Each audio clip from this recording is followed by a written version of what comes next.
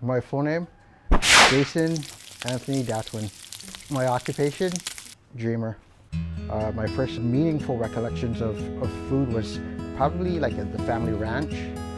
Just the smells of being outside and my grandmother cooking and listening to J.D. Crutch in the background. And there's just like distinct smells and flavors that just come from being at an outside kitchen. If you're from the islands, you know what the feeling of an outside kitchen definitely is. With the advent of food television, you get so influenced by outside cultures. I don't want to emulate anybody else. That's not my vision. I think we always look out and like, wow, Italian cuisine, wow, French cuisine. You know, all these different cuisines around the world. You have a tendency of not focusing on what is you. In order for you to kind of like go out into the world, you gotta kind of showcase what is at home.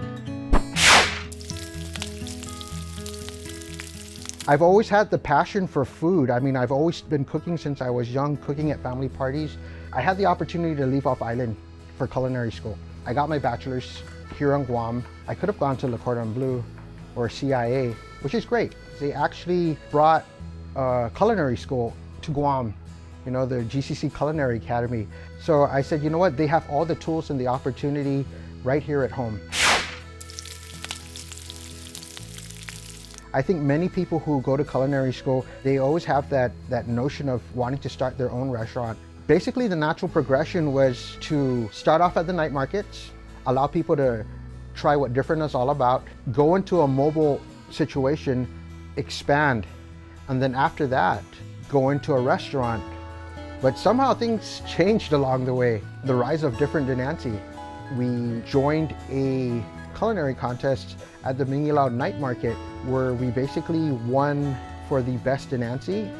And somehow the popularity of that certain product just kind of took off. It bled over to our food truck. People started to just request samples of what we created at the Mingilao Night Market. Someone just wanted to taste it again. So I said, you know what? We're not selling it, but I'll make some small samples of the product and we can actually bring it to the food truck tomorrow.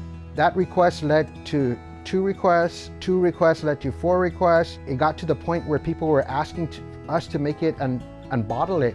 It just took off via social media.